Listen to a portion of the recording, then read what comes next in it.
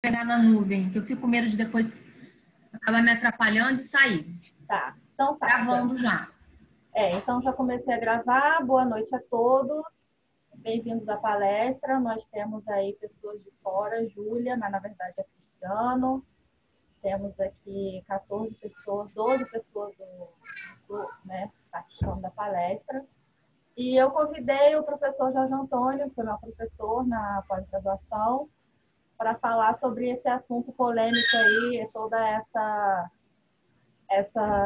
esse assunto que rolou no mês passado, que a FEMERG se mobilizou e vários outros clubes se mobilizaram contra a propaganda, a atividade publicitária que a Disney queria fazer, projetando nas paredes rochosas do Pão de Açúcar filmes e publicidade, né, da sua nova plataforma de streaming. E aí, assunto vai, assunto vem, eu conversando com a Andrea, seria ótimo se alguém viesse falar sobre isso pra gente. Aí eu lembrei imediatamente do Jorge e o convidei, felizmente ele aceitou. Obrigada, Jorge, por estar sempre disponível para nos ajudar. E eu acho que é isso. Eu vou deixar ele se apresentar, né, falar sobre quem ele é, o que ele faz, além de professor, biólogo, o cara que sabe tudo. Qualquer dúvida que eu tenho, Jorge, pelo amor de Deus, me ajuda com isso. É a verdadeira enciclopédia da biologia. Okay. Então é isso, gente. Vamos lá. Vamos dar início à palestra. Bem, gente, obrigado. Pessoal do Clube de Montanhista, obrigado pelo convite mais uma vez. É um assunto polêmico, pouco ainda discutido, até em face do crescimento que está urbano no momento. Então, meu nome é Jorge Pontes, né, como a Stephanie já falou, sou professor do curso de pós-graduação em Ensino, Ciências e Ambiente lá da Sociedade da Faculdade de Formação de Professores, que é o campus de São Gonçalo da UERJ, tá, da Universidade do Estado do Rio de Janeiro. Bem, então, vamos começar um pouquinho a falar sobre o problema da poluição luminosa e eu vou procurar ser o mais breve possível e de maneira que eu acho que eu consiga atender todos aí, de maneira que acho que não cria assim, problemas quanto ao entendimento. Qualquer dúvida, gente, maior, vocês podem interromper, pede, ou deixe as perguntas para o final.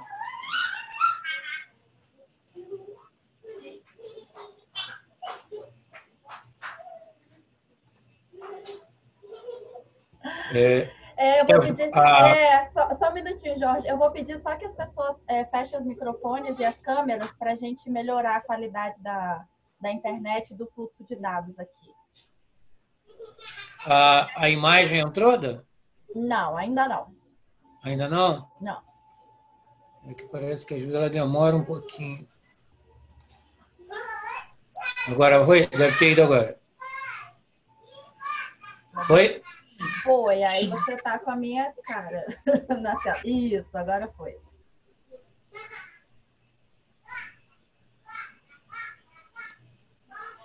Bem, Stephanie, só pedir para de vez em quando você dar uma olhadinha aí, porque parece que tem gente ainda entrando aí, né? Tá, que agora, tá para mim, só aparece só a apresentação. Bem, gente, então o tema, né, geral seria a poluição luminosa. Aí a gente, depois de muito discutir, aí esse subtítulo, né, quem ganha ou perde, né, nessa situação. Ao final aí eu deixo meu contato aí, caso alguém queira trocar mais alguma ideia. Então vamos lá. Quando a gente fala que é o assunto do clube de montanhista, né, a gente vai falar de vários ambientes, vamos centrar um pouco em montanhas e questões litorâneas, né?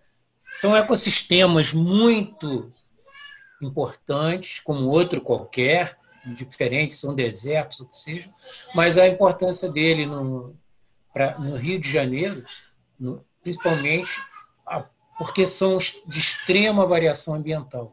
A gente tem desde insolação, que pode ser elevadíssima no verão, ou muito baixa no inverno, com algumas áreas fáceis desses ambientes ficando sem receber uma luz direta do sol.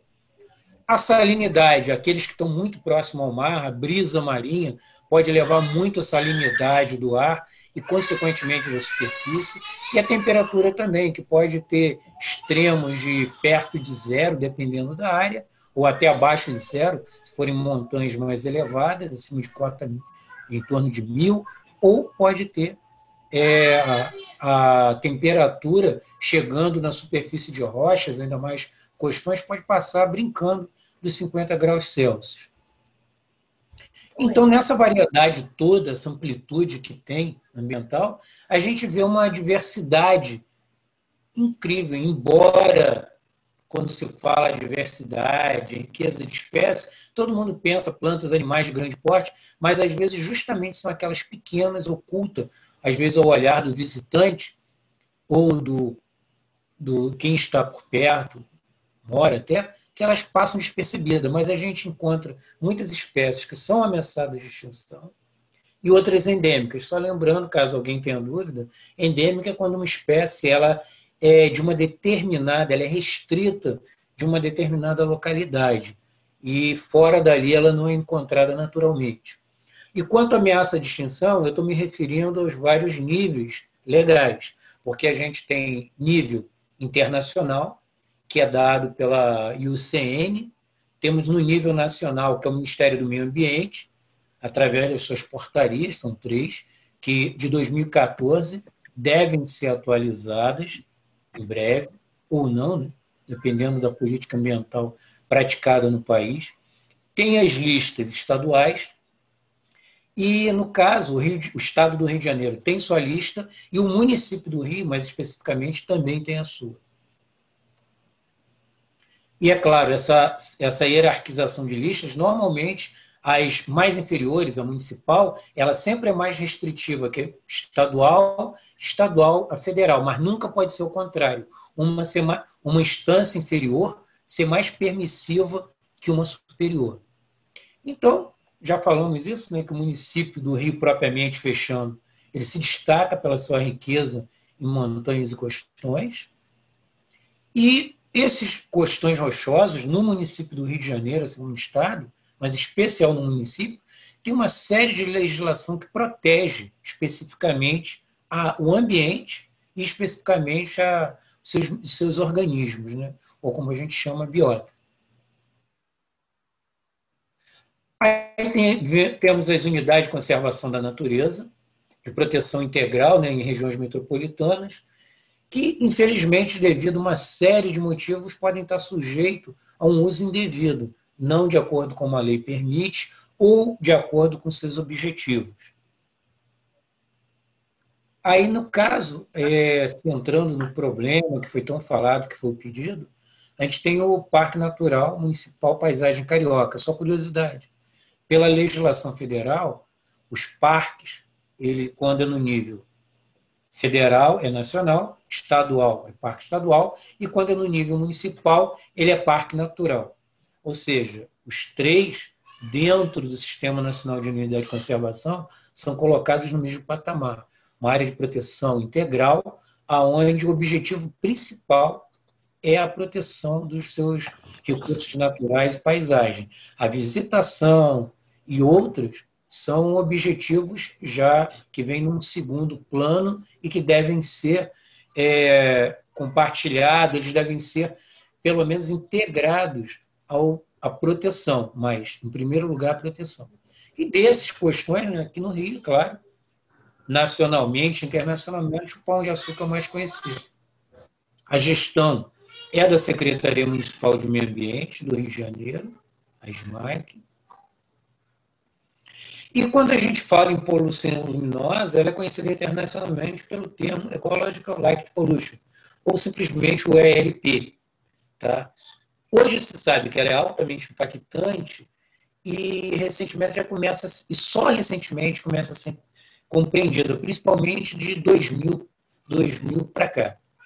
Aí um exemplo, né, de, às vezes, imagens que alguns não conhecem, de face sou o Pão de Açúcar, uma das suas faces, vista lá da pista Cláudio Coutinho já quase indo para a sua base, dá para ver que tem uma variação muito intensa de cobertura vegetal entre áreas desnudas, não totalmente, que essas manchas são os líquens, tá? Musgos, até verdadeiras florestas. E lembrando, de acordo com a face e a época do ano, as variações ambientais são muito grandes. Devido à inclinação, o estresse hídrico é alto, ou seja, pouca água consegue se reter nessas encostas. Aí uma outra vista, né? Vista do mar, aonde aqui essa face propriamente é a face onde foi feita a projeção. Aqui forte, isso aqui é uma vista quase da ilha da Cotunduva. Aí um zoom, vamos dizer assim, na vegetação típica da região, que são formadas por plantas como bromélias, né, bromeliáceas, tem pelo menos, se não me engano, já são catalogadas para a região em torno de 15 espécies ou mais, mas acho que hoje já passa de 20 com a reclassificação. Antúrios, né, as aráceas de várias espécies, algumas também endêmicas da região, assim como bromélias também. E fora outras formas, né, como as pagináceas, nós temos também orquidáceas, uma série de plantas que vivem nessas áreas, algumas endêmicas desses costões. Quando a gente dá um zoom, aí as bromélias têm, por exemplo, seus moradores específicos. Isso aí é uma sínax, tá? É uma sínax, no caso, cuspidatus, é um animal típico de bromélia. Ela depende, o ciclo de vida dela está ligado muito à bromélia. E são animais de hábitos noturnos, e no caso, assim como outros, insetos e tudo, tem um ciclo de vida, que a gente já vai falar mais adiante, muito ligado à luz, escuridão, né, o dia e noite. Aí, no caso, uma outra espécie, a Barbacenia purpúrea, que é uma velociácea, que é típica desses costões, ela está na lista ameaçada municipal. Tá? Aí ela aparece, muita gente confunde com tiririca, com outras ciperáceas, ou então com capim, mas não é. Geralmente ela floresce no inverno. Aí uma outra, essa não é foto minha, essa é a Lélia lobata, a variedade que, pelo menos da onde eu retirei essa foto, né, é a variedade, uma das comuns que tem na região lá do Pão de Açúcar, que ela tende para esse lilás ou rosa, podendo ir para um rosado. É uma espécie que é praticamente endêmica de alguns costões aqui do estado do Rio de Janeiro.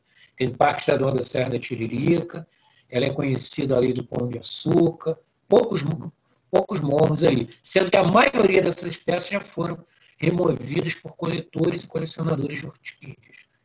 E até muitos coletores para venda, para o tráfico, que ela tem alto valor comercial. É uma espécie ameaçadíssima de extinção e sensível também a essas mudanças ambientais. Esse é um andorião, o Quieturis neriventus, que ele chega migrante aqui no Sudeste, em épocas do ano, e muitas das vezes eles têm todo um hábito para dormir empoeirado em fendas, em frestas de rocha. Aí em alguns costões eles se abrigam, ou seja, durante o dia estão, principalmente pela manhã e fim de tarde, estão ingerindo, são grandes consumidores de insetos alados, como, por exemplo, mosquitos, cupins, tá? Ingerem em grande quantidade, são altamente, vamos dizer, né, todo ser vivo é útil, mas assim, em termos de que muita gente associa, tem um benefício direto ao ser humano, porque livra de muitas pragas. E eles usam esses paredões para dormir, quando eles estão como visitantes aqui. Agora, o que diz as pesquisas sobre a poluição luminosa? Esse tema, né, do ELP, né, a poluição luminosa ambiental, ecológica, é novo, né? Os artigos primeiros são lá datados de 96, embora exista um experimento que, na verdade, era já nesse sentido, embora na época não se falava em poluição luminosa, nem se imaginava é um artigo de 1906, com anfíbios, mas visando a poluição luminosa foi de 96 para cá. Então, esses estudos sobre poluição luminosa, uma das coisas que algum deles mostrou foi que de 92 para 2012, ou seja, uma década, para a floresta tropical houve um incremento de 11% a 13% no mundo de aumento da poluição luminosa. Isso se deve principalmente ao crescimento urbano, comprimindo e isolando cada vez mais as florestas, ou adentrando nelas, e levando essa nova forma de poluição lá para dentro. Ou seja, mas em uma década, mais de 10% de crescimento. Agora é bom a gente lembrar, né, que todos os organismos noturnos, também os diurnos, mas especialmente eles, levaram bilhões de anos para desenvolver ciclos biológicos e tudo atrelado e são dependentes dos diferentes níveis de luminosidade. A gente tem plantas que só abrem, por exemplo, como você vê muitas das vezes, plantas de flores brancas, vistosas, tipo uma que todo mundo conhece, um exemplo clássico, que às vezes tem em casa, a dama da noite, uma cactácea. Ela abre a flor só à noite e só depois de determinado horário que ela começa a exalar o odor. No caso, o aroma atrativo dela para inseto. Por quê? Porque é em determinado horário da noite que seus polinizadores estão ativos, principalmente mariposas da família Sphingidae.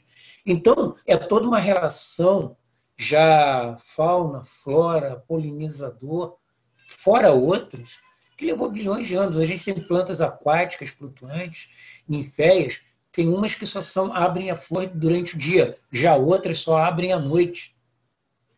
Então, umas têm flores efêmeras, que abre uma noite e morreu, acabou. Não tem mais. Se não for polinizada, perdeu-se aquela chance daquela flor gerar um fruto e semente. E o mesmo para aquelas que abrem dias seguidos.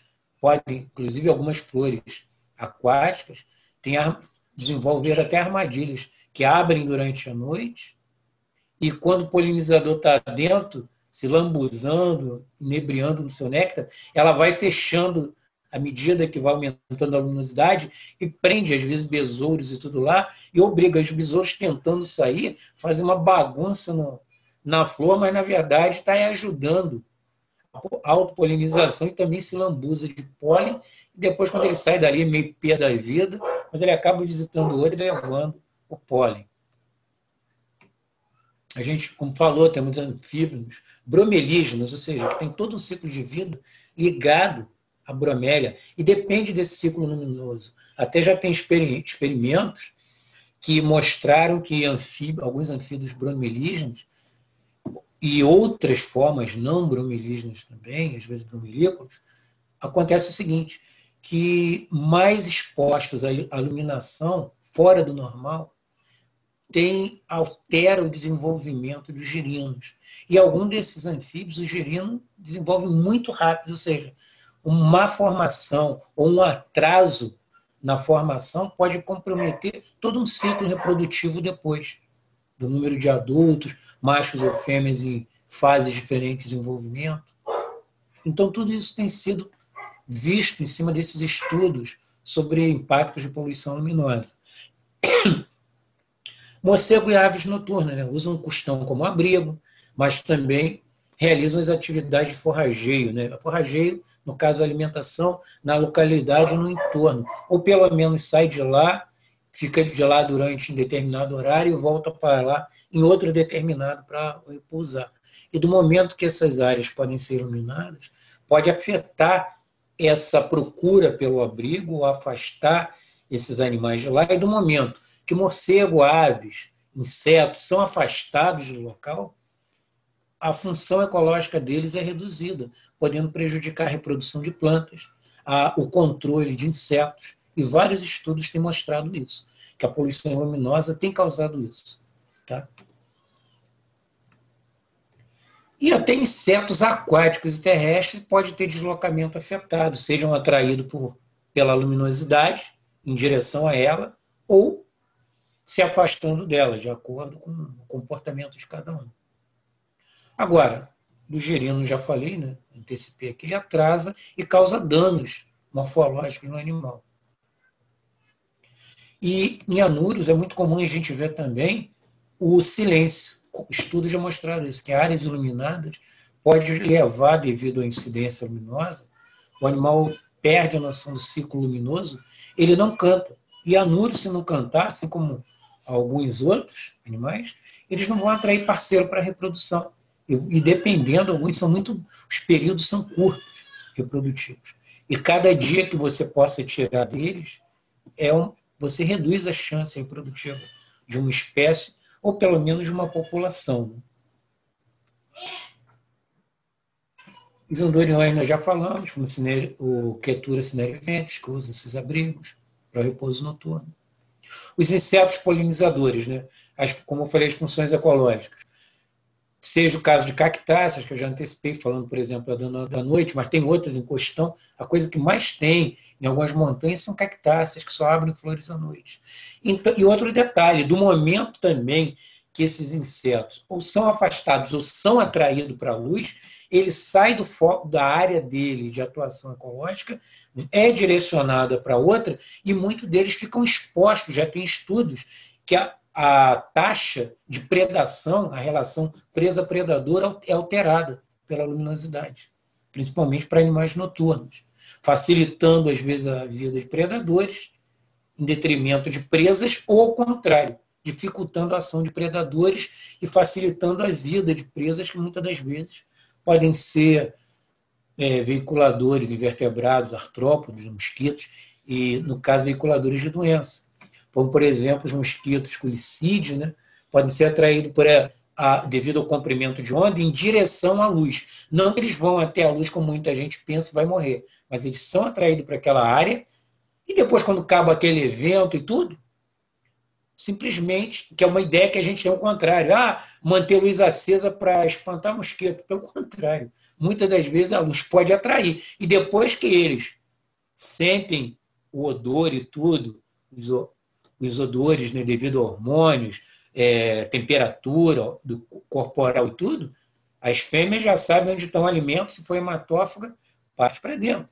Então, luz, espantar mosquito e tudo, isso é uma ideia totalmente errada, mais que comprovada, não tem nada a ver. Tanto é que tem alguns mosquitos hematófagos que são exclusivamente diurnos.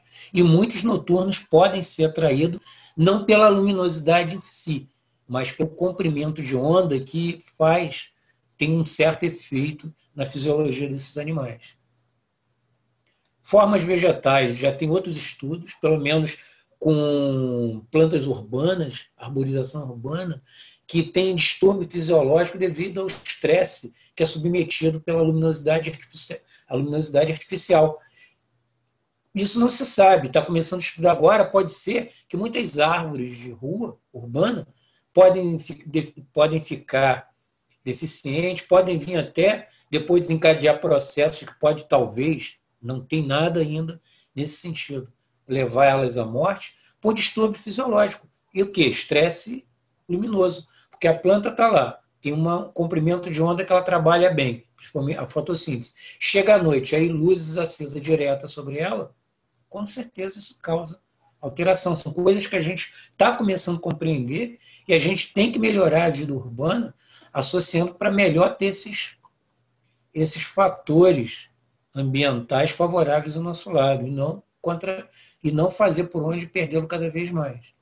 Ou, por exemplo, esse caso aí, que é de um dos artigos que eu cito aí, no final eu dou uma lista para vocês, luzes de porte, verdadeiros faróis, inibem a luz de estrela. Muitas aves, tartarugas marinhas, usam as estrelas para se locomover, para se orientar a grande distância. E hoje já tem espécies que são afetadas pela migração. Aquele caso daquelas tartarugas que agora estão aparecendo em praia urbana no Rio, aquilo ali, desculpe dizer, teve gente que colocou lá, porque é sinal da qualidade de água que está melhorando, que a praia está melhor, aí a tartaruga olhou e falou, oba, que bonito isso aqui, tá legalzinho, tá maravilhoso, eu vou lá desovar agora. Eu sempre desovava em outra praia, quilômetros daqui, mas eu passando aqui vi ela legal, tá um point legal, eu vou desovar aqui. Não é assim não, gente. Provavelmente, o mais provável é que seja distúrbio, porque isso já foi provado. Tartarugas marinhas que são, durante o período da desova, elas voltam sempre para a praia onde nasceram, porque elas são orientadas magneticamente e por luz das estrelas. E as luzes de cidade ofusca, dependendo, esses grandes faróis, essas grandes iluminação, ofusca a luz de estrela ou cria na penumbra, à distância, pontos que podem confundir esses animais e eles se orientarem naquela direção achando que estão se orientando pelas constelações, e não é. No caso, a iluminação de postes e tudo de rua também atrai animais e causa distúrbios, porque pode ficar os animais mais expostos, ou podem predar melhor outros, ou casos de ambientes, como áreas úmidas, que a uma certa distância sofrem com a iluminação também, causando distúrbios, como, por exemplo, eu falei negócio de vocalização de anfíbios e tudo, até vou falar de um caso ou outro aqui, na prática no Rio. Então, são várias coisas que a poluição luminosa pode afetar a biota, o ambiente natural, as espécies, os ecossistemas, e a gente está engateando. Muita coisa já foi descoberta, mas ainda estamos aprendendo ainda. Agora, o efeito cascata, a gente tem o quê? Um exemplo. A iluminação intensa de uma área natural, seja era direta ou não, pode levar ao quê? Reduzir, altera, por exemplo, atividade de polinizadores e predadores noturnos. Isso vai gerar um impacto maior, como, por exemplo, alterando a quantidade de vegetais polinizados e dispersão de sementes, e, por sua vez, gera um impacto ainda maior em toda a comunidade, que é a interferência no forrajamento de reprodução e pode levar à redução de populações ou a médio e longo prazo até uma extinção pode ser ocasionada, se esses impactos se tornarem frequentes. Por exemplo, esse caso aí foi na Pensilvânia, essas são as chamadas moscas de lago, moscas de rio, elas são comuns em algumas áreas úmidas dos Estados Unidos, em Rio, ela tem todo um ciclo ligado à luminosidade. E são importantes para a alimentação de trutas, que é uma fonte econômica em muitos estados norte-americanos. Elas são importantes para a alimentação de diversos peixes, outros vertebrados em Rio. Isso aí, tudo é coberto no chão aí, foi uma mortandade elevadíssima desses animais que, quando emergiram da água, que é cíclico, é quase que, se não me engano, essa espécie, eu não lembro se ela é bianual ou pouco mais, quando emergiram a área, o ambiente já estava mudado, muito iluminado, os bichos atraídos para a direção errada, depois não se reproduziram e morreram em massa, em grande quantidade, que teve efeito depois em alguns rios da região, porque os animais não voltaram para o estado substituído na forma larval, e tampouco por ter morrido em terra, muitos deles morrem sobre a água mesmo, serve de alimento até as formas adultas, para peixes e nutrientes profundos. Isso aí foi um caso clássico, norte-americano, estudado, e essa imagem aí foi do estudo, ilustra bem, está lá no artigo, ilustra bem, né, um efeito assim, imediato, que isso aí é uma parte, dá para ver que até quase onde a vista alcança, e esses animais são pequenos, eles são um pouco maiores do que está aí coisa de meio centímetro, talvez maior, do que está mostrando aí na própria foto, em primeiro plano.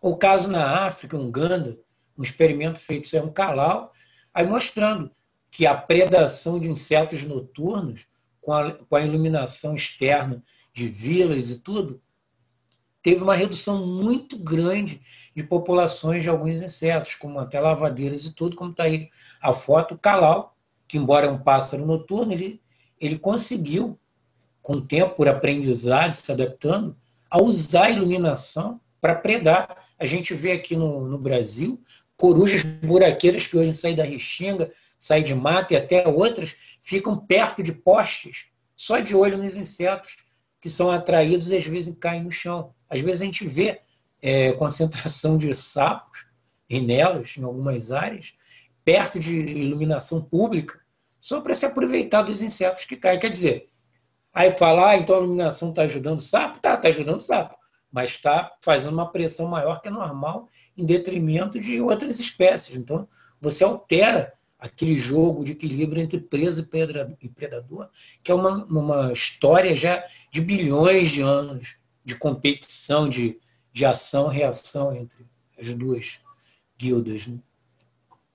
Aí um exemplo, também de artigo, aí, polinizadores diurnos e noturnos, diferentes espécies, é mais esquemático, onde, às vezes, um pode polinizar uma determinada espécie de planta apenas, ou algumas outras. Então, vocês veem que, dependendo de quem foi eliminado, por exemplo, à noite, se essa mariposa aqui, que é uma esfingide, foi eliminada, essa planta aqui, ela perde o único polinizador que ela tem. Então, você pode condenar a espécie de planta por eliminação desse polinizador. O mesmo se você tem alguma outra interferência diurna, ou se você pegar esse, veja que ela poliniza 2. Então, se você retira esse, você reduz a chance. Tem outros polinizadores? Tem, mas você já reduz a chance de polinizador. Se você tira dessa, ela poliniza 1, 2, 3. Ela poliniza pelo menos 5 espécies diferentes. Então, você pode afetar de forma muito impactante uma segunda espécie que não é aquela só que a poluição luminosa elimina ou reduz, mas quem está ligado a ela. Então, é aquele velho jogo do equilíbrio ambiental que a gente, na verdade, está começando, cada vez mais a gente está começando ainda a compreender determinados detalhes. E esse detalhe de ciclos luminosos, reprodutivos, interação planta-polinizador, a gente está arranhando isso agora. O caso, por exemplo, isso aí é uma foto de um filhote de jacaré no Bosque da Barra. Foi uma área que a gente teve, já tem estudos que falam disso, mas a gente pôde comprovar numa época, fomos até convidados a ajudar, que era o caso da obra do hospital, aquele hospital que tem atrás, que até se apropriou do nome Bosque da Barra, mas acho que parece que agora vai mudar, ou mudou, que era um uso indevido do nome, que fez o seguinte, segundo eles, segurança, estacionamento ficava colado nos fundos que seriam os fundos, né? A face norte do Bosque da Barra. Colocaram postes altos com iluminação dupla. Aí iluminava o lado do estacionamento e iluminava o lado do parque. E eles botaram dezenas de postes ali. O que aconteceu? Aquela área que passou a ser iluminada, filhotes de jacarés que ficavam ali na escuridão para se abrigar de aves, que às vezes tem um pouco de atividade noturna, como socós, algumas garças, e até outros jacarés, né, que são canibais, os filhotes que ficavam abrigados na vegetação, eles começaram a sair dali, eram repelidos pela luminosidade, ia para o outro lado, e era um lado mais aberto, ficando mais expostos. Então a gente não sabe, provavelmente pode ter tido um impacto no sucesso, na sobrevivência e crescimento, provável, mas teria que ter um estudo para ver isso. Mas a gente verificou esse deslocamento, assim como toda a faixa ao longo que era iluminada, os anfíbios ali, você via o outro lado, outras margens escuras, os anfíbios vocalizando, dezenas de espécies, e naquela faixa, o maior silêncio, tudo mudo. Você não escutava um pio. Mesmo em período pós-chuva, ou durante chuva fina, que eles adoram, a atividade cresce, e isso já está provado, que estudo que a poluição luminosa faz isso. Aí, depois de muita briga, parece que a Secretaria de Meio Ambiente, mais talvez por força do gestor na época, conseguiu que fosse removido os postes, e, no caso, ele não precisava nem, não é acabar com a iluminação, era só mudar o tipo de lâmpada, a altura do poste, que resolvia o problema e mantinha o lado deles lá iluminado, sem maiores problemas. Porém, foi uma briga, uma queda de braço, que não queriam, até teve reações meio adversas da empresa lá responsável pelo hospital, se bem que já tem um tempo que eu não volto lá, até queria curiosamente voltar, ver como é que está anos depois. E como o hospital ampliou, se eles voltaram com a iluminação ou criaram aquilo que está iluminando lá dentro. No caso específico do Pão de Açúcar, o que é o fato do caso, que acho que é a maior dúvida e curiosidade de todos. Apesar de ser uma unidade de conservação de natureza de proteção integral, região metropolitana, principalmente nessas áreas, devido à visitação, à urbanização do entorno, o impacto sempre é maior. Então, o que aconteceu? Fato, que foi recolhido na internet, nós achamos aí na mídia, a empresa Dream Factory, que representa a Disney, ela obteve uma autorização da gerência de unidade de conservação ambiental no dia 13 de novembro. Essa autorização ficou, acho que ainda está disponível online, ela foi a de número 122, aonde falava que essa iluminação só seria no dia 13, né? Ela foi do dia 13, no caso, era para o dia 16, era entre 18 e 22 horas. E o ponto de iluminação seria ou a Praça Gil Guilherme ou o Forte da Urca.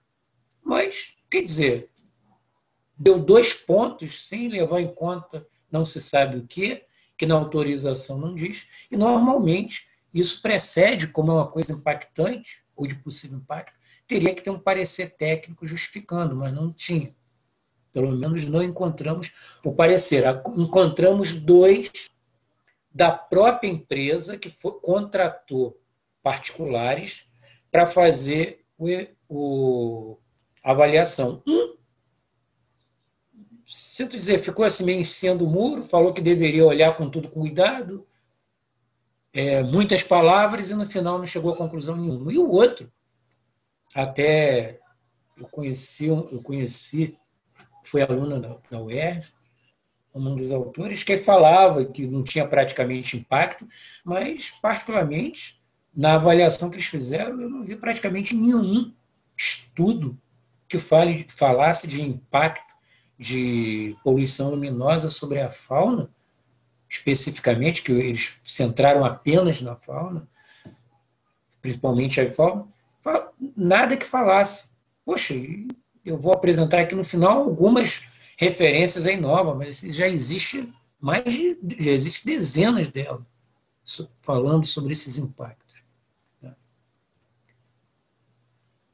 Então, na mídia foi anunciado que foi conturbada essa autorização, que ela não seria autorizada justamente por gerar impacto de poluição luminosa ao ambiente. Foi falado primeiro. Mas estranho que depois saiu a autorização. Agora, o mais estranho, isso a gente acompanhou na mídia, a empresa já estava com os equipamentos montados desde o dia 14 testando, e a autorização era para o dia 16.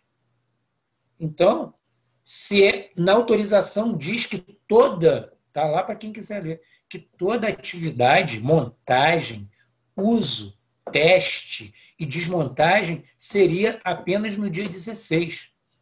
Então, como é que a empresa já estava com tudo montado e testando? Muitos de vocês devem ter visto quando começou as coisas a aparecer na internet. No dia 14 já estava fazendo teste. Estranho, simplesmente estranho. Aí no próprio dia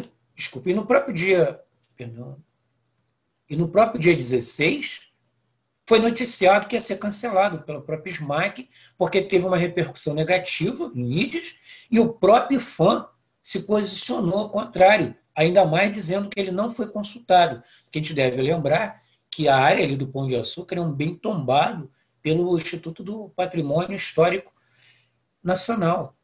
E eles não foram consultados. E eles já haviam, em outras épocas, dado os pareceres contrários sobre esse tipo de uso. Mas não foram. Agora, basta ver que a gente deveria fazer um breve histórico. Outros eventos de poluição luminosa, até de repercussão maior, embora a Disney tenha aquela amplitude hoje no mundo, principalmente no Brasil e na Ásia, até mais até que nos Estados Unidos, já com base em pareceres técnicos para a área. Por exemplo, em 96, o gabinete do prefeito queria iluminar os Dois Irmãos, mas era com holofotes. Houve um parecer contrário do IPHAN, a coisa perdurou, levou quase 2 anos. Em 98 teve um outro da própria SMAC, que foi contrária, mas o gabinete do prefeito passou por cima e iluminou Dois Irmãos. Hoje, toda aquela parafernália lá, praticamente resta um pouquinho da carcaça do que se gastou lá com spot, com ferro. A maioria tudo já foi roubado, virou sucata. Mas se você for hoje no paredão do Dois Irmãos, que aquilo ficava iluminado quase todo dia, depois de muita briga, passou a ficar iluminado, coisa de, se eu não me engano, era 4 horas por noite, acho que era de sexta a domingo, se não me falha a memória, né? Entre 98 e quase 2000, o que aconteceu? Morreu quase todas as plantas apícolas, morreram. Elas não suportaram a iluminação direta, intensa, e sem contar a alteração de temperatura e tudo. Tá lá.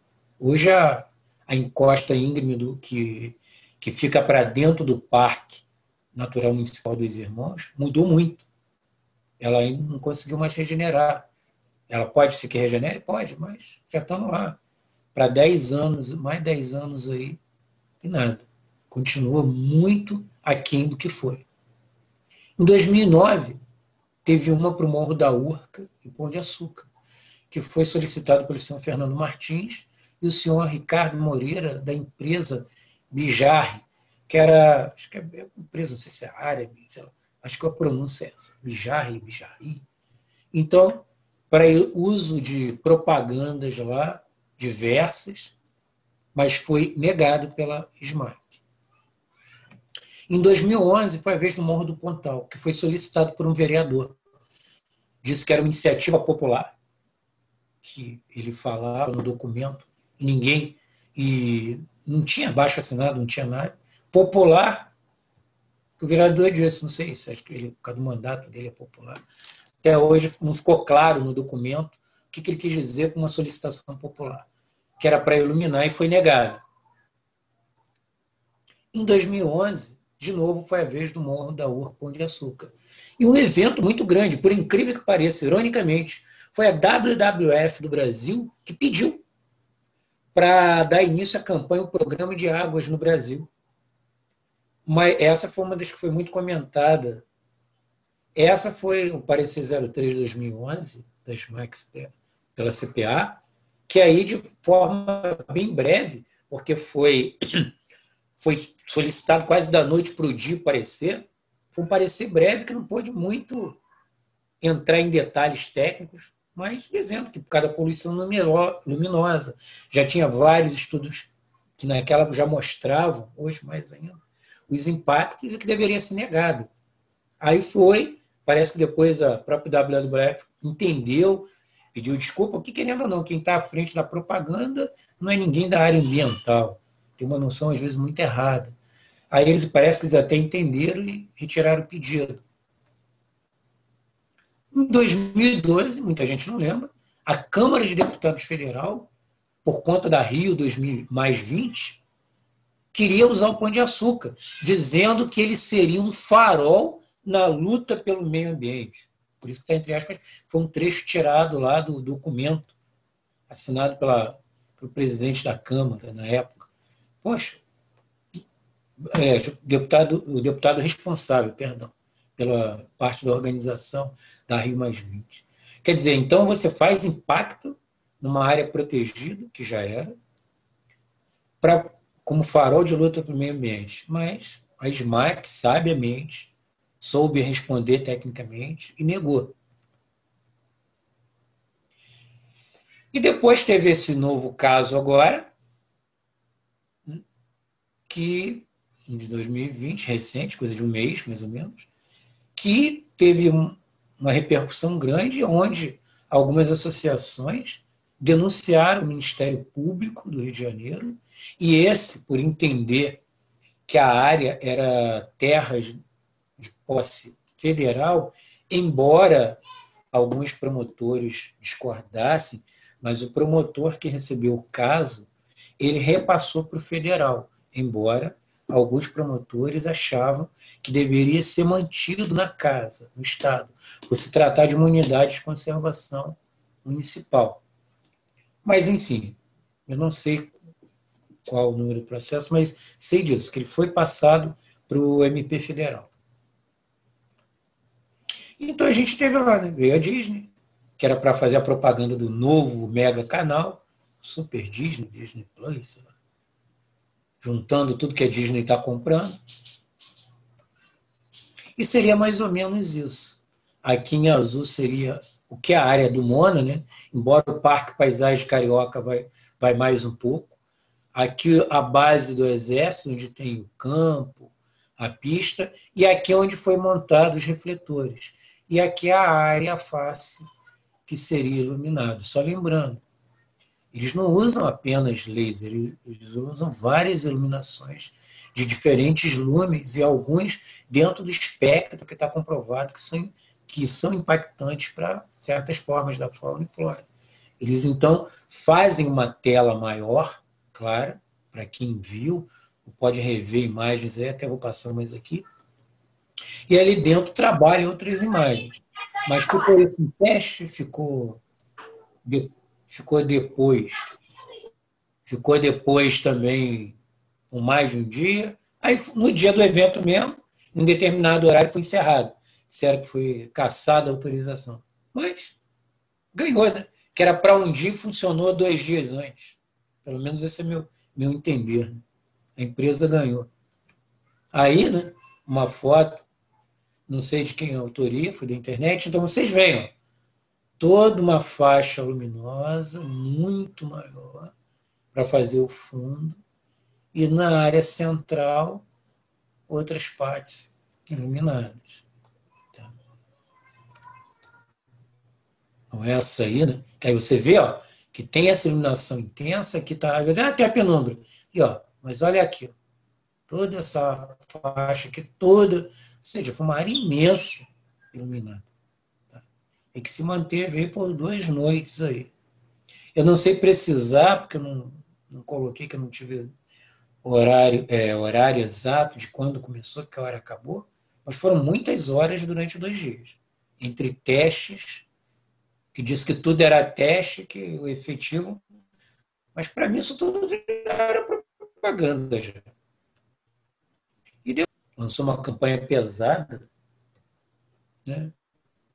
Que até ironizando o personagem da Disney, né? Não seja o Pateta e apoia essa ideia, Montanha no letreiro. Mas é que negócio, a gente teria que analisar, poxa, quantos prédios, área urbana, mas é o quê? Usar uma coisa de repercussão só porque é internacional. Mas acho que a Disney, por si só, ela na campanha dela conseguiria usar qualquer prédio, qualquer área do Rio, talvez a estátua do Cristo, também, se bem que eu não acho nem muito favorável a isso. É a estátua, mas ela é no topo de uma montanha de um parque nacional. E querendo ou não, quando ilumina, você clareia toda uma volta, né?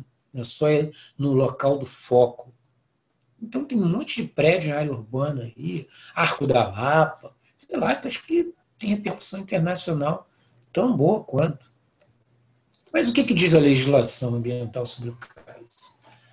A Lei Federal 9.605, ou seja, a Lei de Crimes Ambientais, no artigo 2º diz: quem de qualquer forma concorre para a prática dos crimes previstos nessa lei incide nas penas a ele cominadas, na medida de sua culpabilidade, bem como diretor, administrador, membro de conselho, órgão técnico, auditor, mandatário, pessoa jurídica, etc. Ou seja, e tem mais.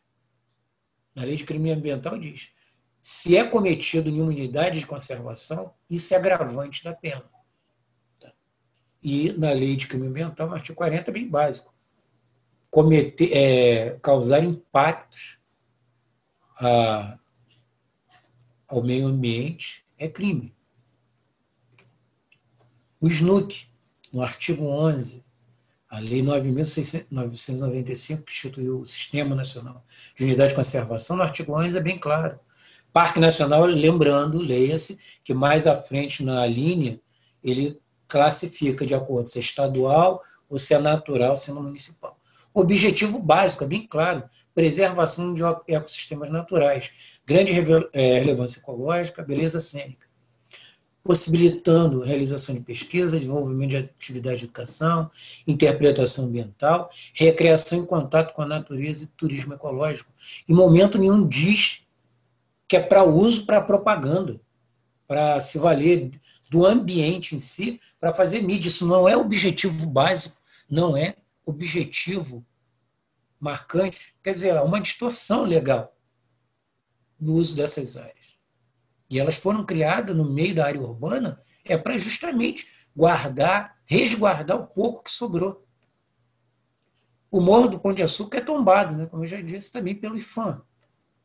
O decreto municipal 26.578, de junho de 2006, criou o monumento natural.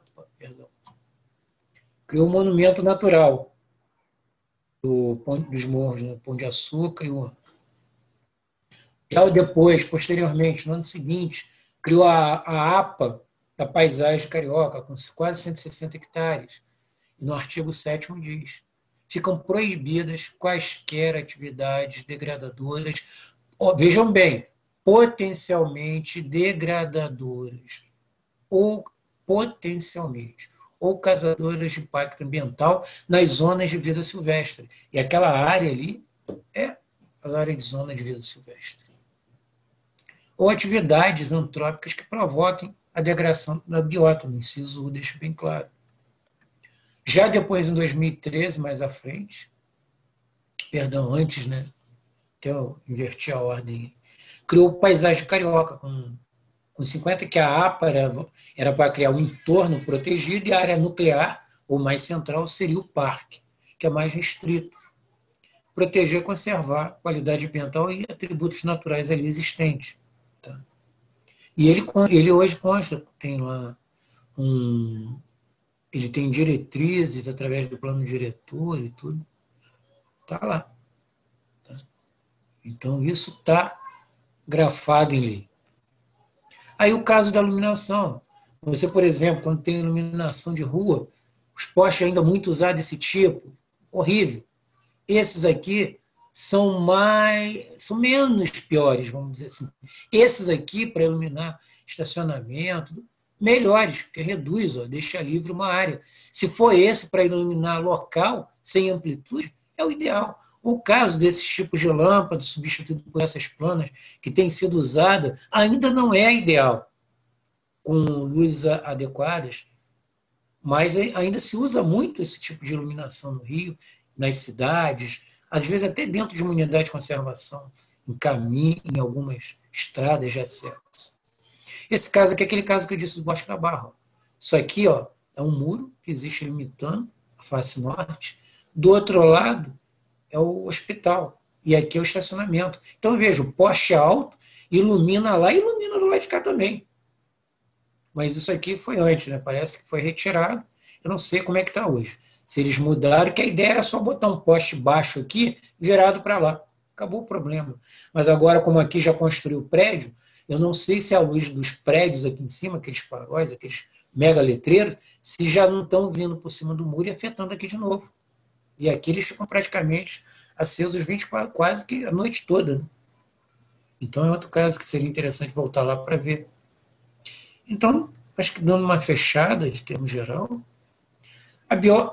os animais, as plantas, micro-organismos, pode ter um reduzido ou elevado nível de tolerância a impacto luminoso. Mas o melhor é o quê? Seguir recomendação científica e legais ambientais. Isso contribui com a preservação. A oferta de informações ecológicas sobre espécies não contribui para a conservação.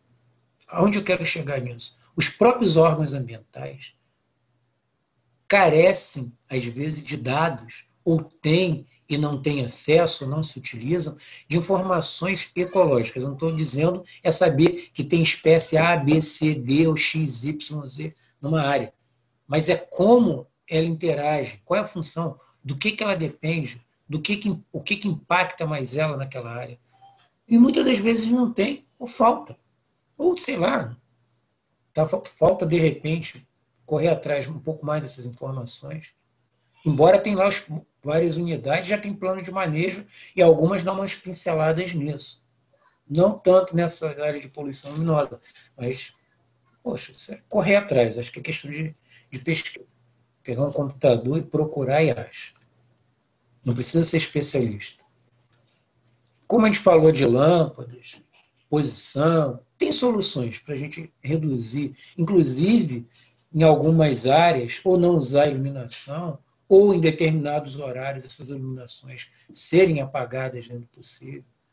Isso tudo é possível de fazer. Agora, se a gente tem áreas naturais e a gente começa a levar tudo aquilo de mais impactante da vida urbana ao redor para dentro delas, começa para a borda e depois para o interior, aí realmente as unidades de conservação começam a perder sua razão de existência. Elas começam a ser corroídas pela borda ou de dentro para fora como câncer. E a tendência é elas serem empobrecidas cada vez mais.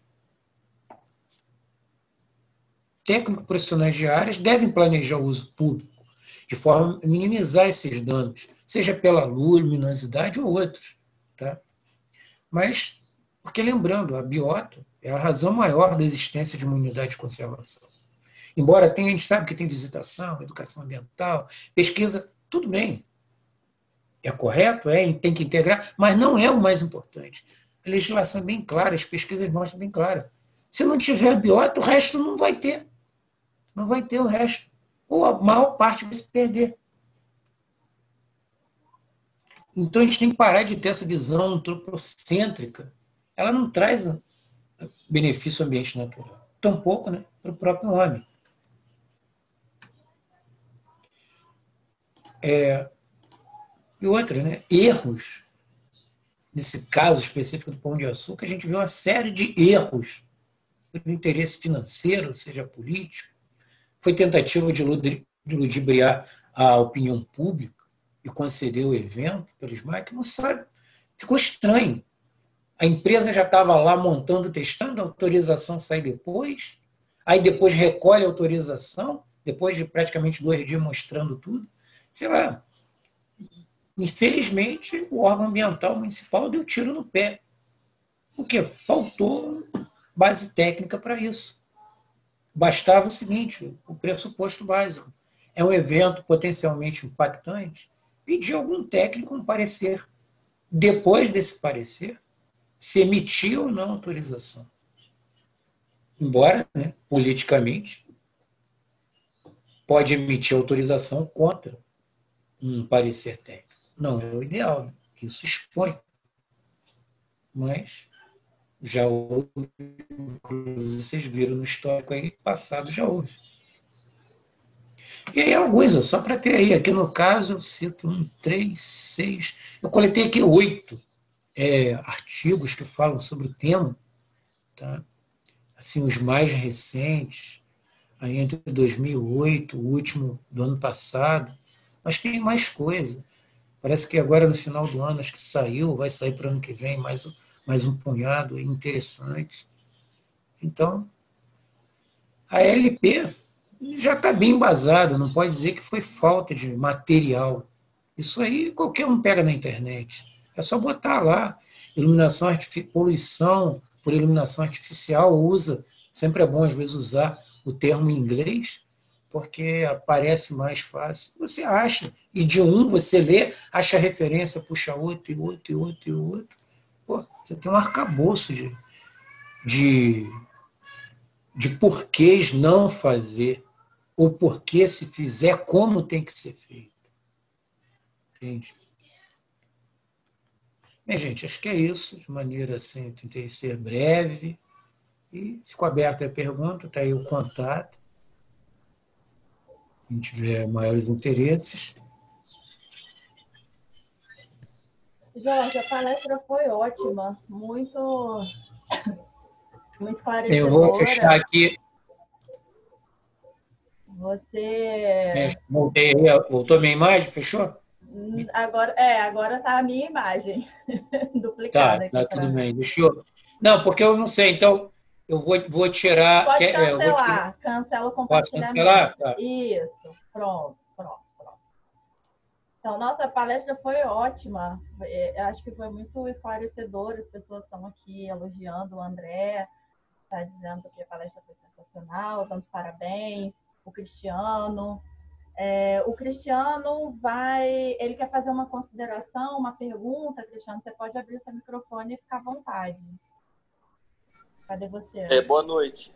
Se quiser abrir também a imagem, não sei.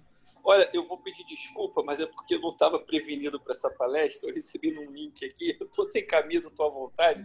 Tá, tudo bem. Não queria cometer não, essa o calor que está, minha vontade era essa também.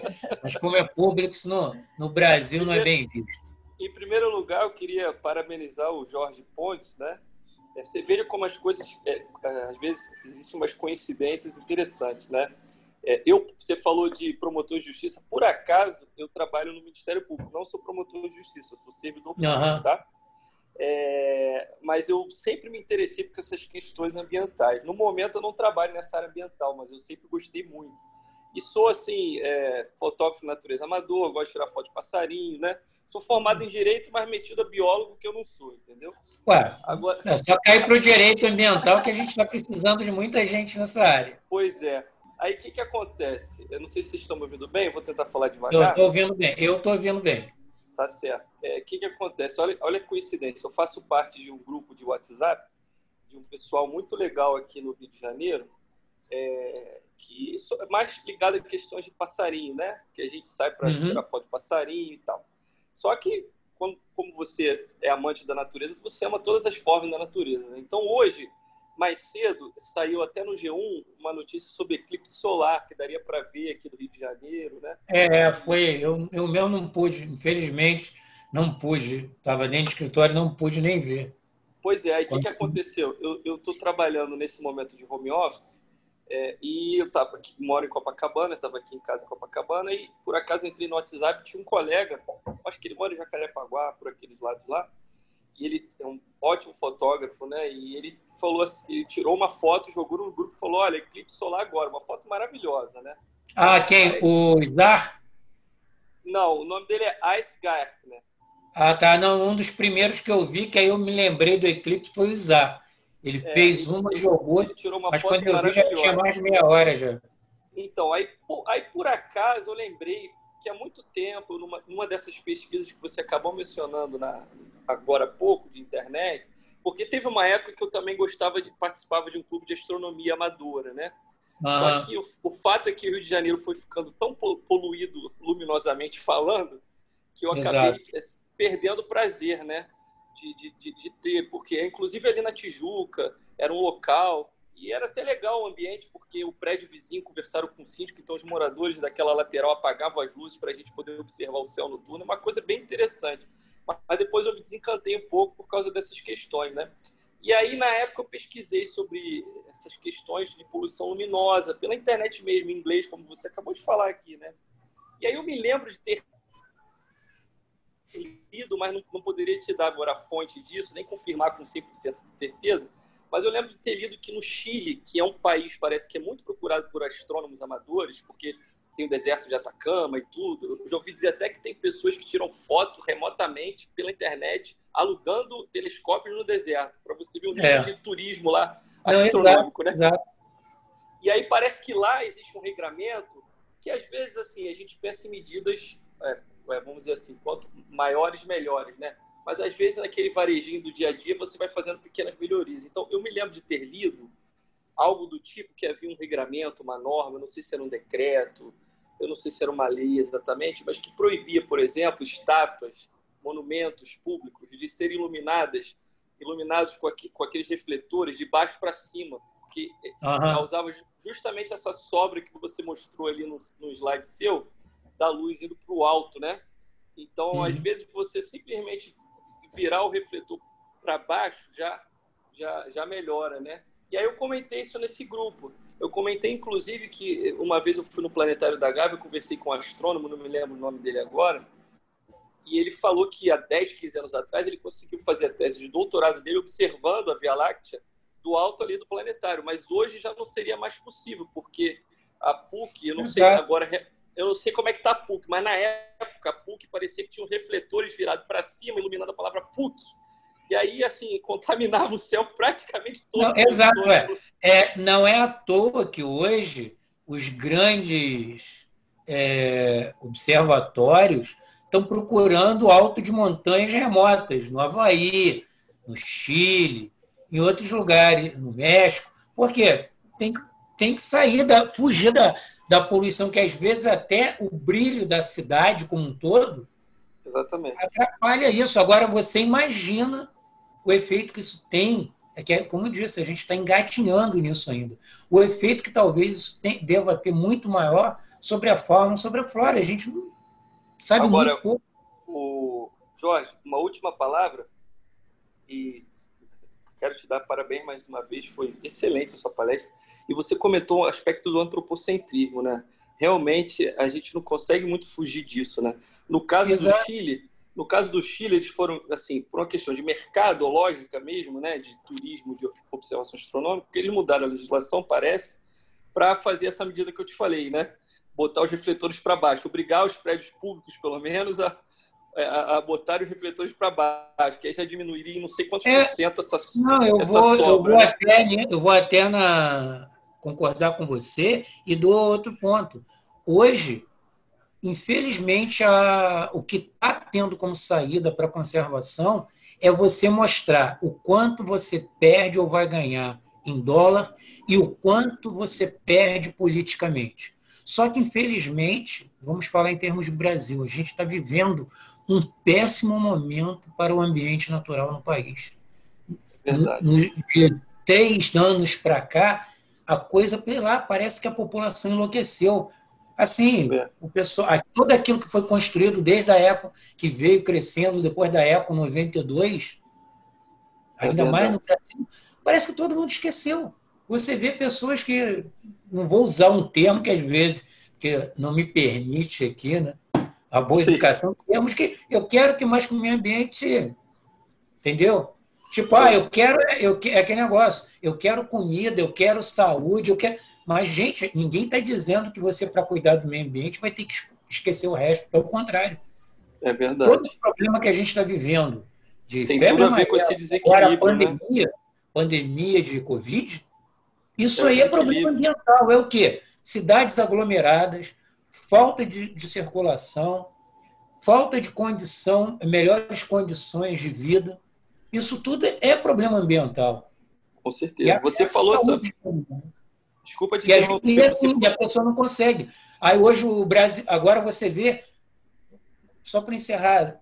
Claro. O pessoal... A gente, por lei, é proibido caçar no Brasil.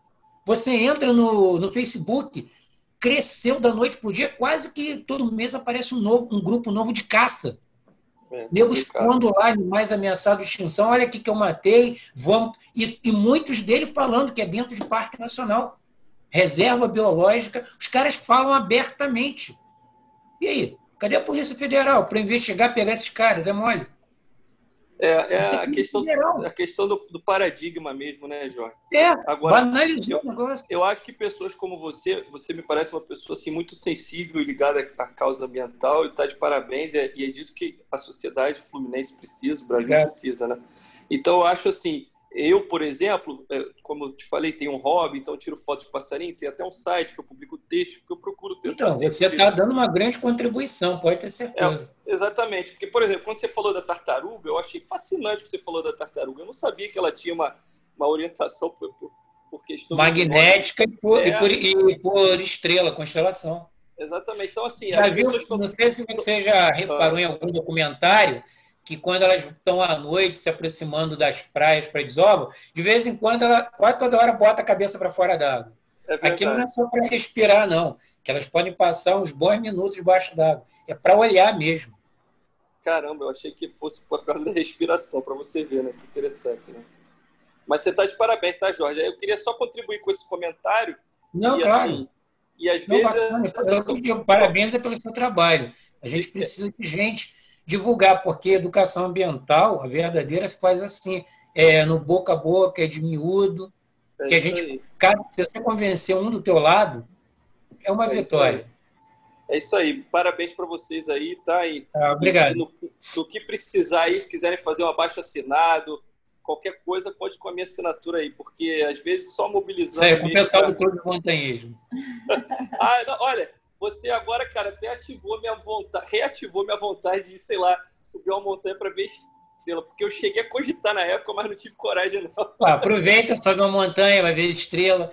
Tá na época agora da primavera, você vai encontrar plantas, cactáceas, orquidáceas floridas. Você pode ter a sorte de fotografar polinizadores em momentos raros. Uma outra coisa que me incomoda um pouco, só para não me estender muito, eu sei que eu já estou abusando, mas já que você tocou nesse assunto, né, que está totalmente associado também à poluição sonora, né? Assim, você vê, a Lagoa Rodrigo de Freitas, um bairro nobre, Jardim Botânico, um bairro nobre. Eu frequento muito Jardim Botânico, adoro estar lá, porque tem muita fauna, né, e flora assim, à disposição, e é um lugar seguro, assim, difícil você ter um lugar no Rio de Janeiro seguro que você possa apreciar, fotografar, né? Mas aí dá 10 e pouca da manhã, cara, é aquele barulho de helicóptero que não para ali na lagoa, entendeu? É uma coisa impressionante. Helicóptero sobe, desce e fica aquela poluição, no caso, sonora, né?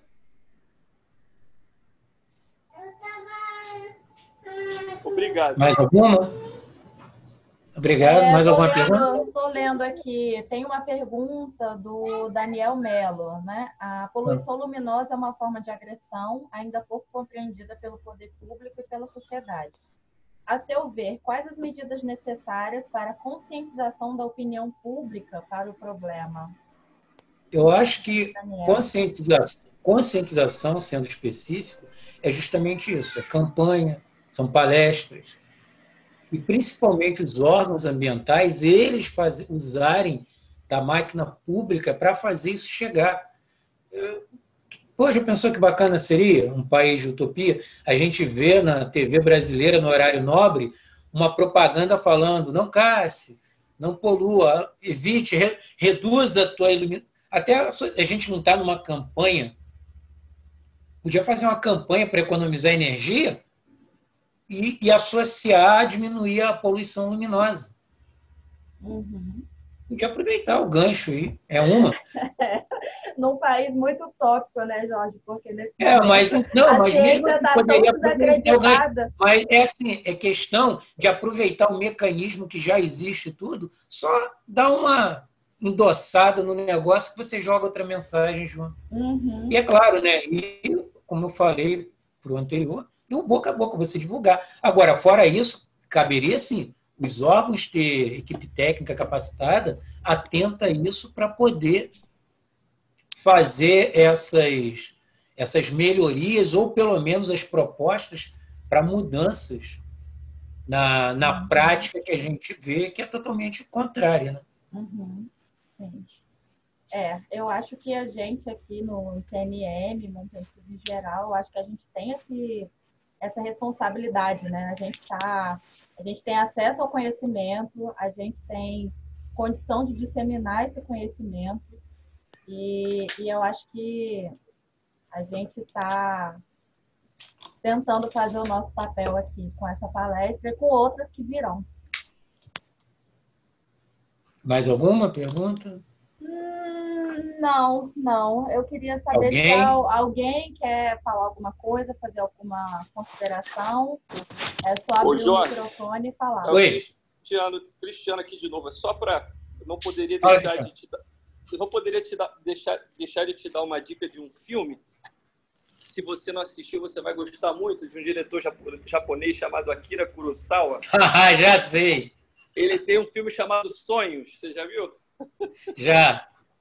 O último sonho dele, ele tem um diálogo de um ancião que está numa vila, que ele diz mais ou menos isso. O céu à noite foi feito para ser escuro mesmo, para olhar as estrelas, entendeu? E ele não sente... Porque chega um viajante e ele fala: olha, você não tem iluminação aqui à noite? Aí o ancião diz: não, mas o céu à noite é para ser visto mesmo as estrelas, de manhã que tem a luz do dia. Então fica essa dica para quem assistiu, um filme maravilhoso. Velha sabedoria chinesa, né? É isso aí. Um abraço, hein? Valeu, abraço. Cristiano. Obrigada pelas suas Obrigado. perguntas, suas considerações. Então, se ninguém tem mais nada a acrescentar, a considerar, Rubens está falando aí, mas eu acho que quer falar alguma coisa, Rubens? Boa noite, João. Tudo bem? Meu Opa, grande palestra, Rubem. que palestra enriquecedora, hein? Obrigado, Rubem. A gente viaja aí nessas elucidações suas e correlacionando com os casos. Muito bom isso. Eu queria só tirar uma dúvida contigo. Você falou, eu peguei também assim, cheguei tarde, não peguei a palestra toda. Mas você está falando de impacto luminoso. E, assim, qual em relação ao tempo? A gente consegue perceber esse impacto na fauna local a curto prazo, a médio prazo, longo prazo? Alguns casos, por exemplo, você, que é a tua área, que eu sei, anfíbios, a curto prazo, iluminação direta, dá para perceber que talvez você tenha perdido a parte, que às vezes áreas iluminadas, os animais ficam mudos, outros se deslocam do local. Aí, com isso, você reduz a área deles, expõe alguns mais à predação ou facilita, né, a vida de predadores. Tem impacto, sim, principalmente alterando o ciclo reprodutivo, com alteração no período de vocalização. Legal. Você colocou isso e justamente é uma das coisas que a gente tem em campo. A gente vê ainda mais nesse período que os dias são mais longos, né? E a gente vê essa alteração no período de vocalização das espécies noturnas. Você vê que ela começa a vocalizar bem antes mesmo. Então, esse comportamento já começa a mudar também. Não, com certeza. E fora isso, vamos somar os problemas, né, que a gente tem de aquecimento global, isso tudo aí. Ou seja, a gente só está aumentando essa bola de neve aí. Muito bacana. A gente não sabe onde isso vai parar, né? Verdade. Meu amigo, eu gostei muito. Foi muito bacana. Espero participar aí de outras se você me convidar. Jorge, tem uma colega nossa aqui, a Vanessa, também quer falar. Vanessa, só abrir seu microfone. Cadê você? Vanessa?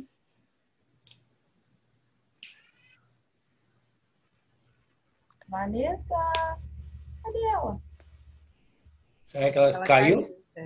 Acho que Ela caiu? Ai, meu Deus, quem vai juntar essa menina? Ela deixou a pergunta escrita? Não sei. Não, ela falou aqui que gostaria de falar. Ou caiu ou saiu, né? Não sei. Não, mas ela nem pediu para voltar ainda.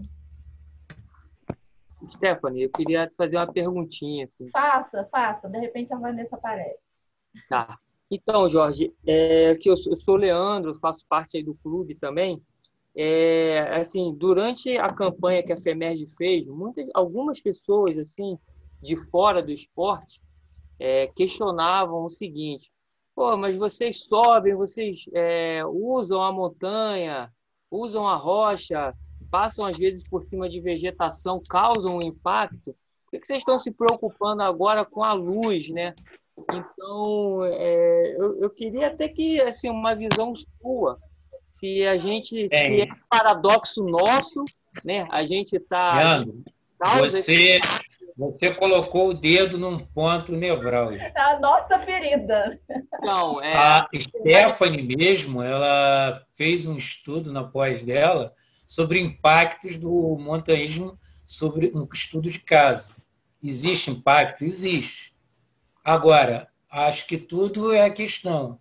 Eu não vou falar de A, de B, nem conheço, mas a gente sabe que em qualquer grupo, em qualquer categoria, tem pessoas que são muito preocupadas, que levam a coisa, talvez, até quase religiosamente, para evitar esses impactos, e tem outros que são mais amadores, são, sei lá, acho que são mais apreciadores do esporte do que propriamente formados ou com um curso melhor na área, e causam impactos aí severos. Eu mesmo no próprio Pão de Açúcar, eu já pude ver alguns casos. Mas, e também já existe alguns estudos sobre isso. Agora, é questão de quê? Todo aquele cuidado. os grampos. Principalmente, o maior impacto de alguns estudos que eu vi é o problema da corda, quando ela oscila, né, como um pêndulo, que às vezes ela pode causar dano a moita de cactáceas, bromélia, até arrancar. Agora, é tudo questão de ver como minimizar esses impactos ou até zerar, né? Mas aí fica aquela velha história. Chega uma hora que, às vezes, é chato dizer, mas às vezes a conquista, ou aquela face, que é um esporte, né, que a pessoa gosta de viver com um certo grau de risco, talvez atraia alguns por isso, aí pode descambar para um lado muito negativo. Aí eu digo, aí eu queria ver na hora, quando a pessoa faz uma pergunta desse tipo, como é que você como é que você responde nessa hora? É um problema sério. Você tem que, por isso que é aquele negócio, você tem que estar se policiando para não, como diz, né, não ter telhado de vidro. Agora, muitas das vezes também você tem que ver quando a pessoa faz a pergunta, o que ela faz da vida, qual é o interesse dela. Que tem aquelas pessoas que só perguntam para complicar, né? Só quer criar caso, enrolar. Aí, mas eu acho que essa coisa aí, eu acho que vale a pena vocês. Aí fica uma proposta minha. Vocês, dentro do clube de vocês, aí puxado pela Stephanie, que estudou o caso, fazer uma discussão sobre isso. A Stephanie se debruçou sobre alguns casos específicos sobre isso.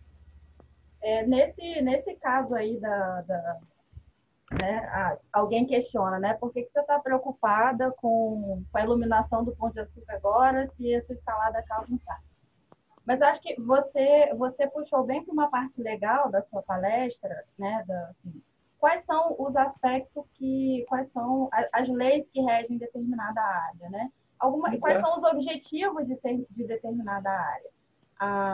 Parques, unidades uma das saídas integral, é essa, você usar uma unidade de o proteção argumento integral, legal. ela tem um objetivo de recreação, de turismo, mas não tem de propaganda. Acho que vai dar outra também. Empresa lá da longe fazer um tipo de publicidade dessa, são coisas completamente diferentes. Não, e também tem um detalhe, eu acho que até parte do que eu comentei com o Leandro é aquilo, você dizer, olha, dentro dos montanhistas, tem montanhistas muito conscientes e preocupados com isso. Mas a gente não... Se eu fosse montanhista, a pergunta para mim, eu falo, olha, eu faço minha parte, mas eu não posso responder por todos. Tem aqueles que talvez não tenham o devido cuidado.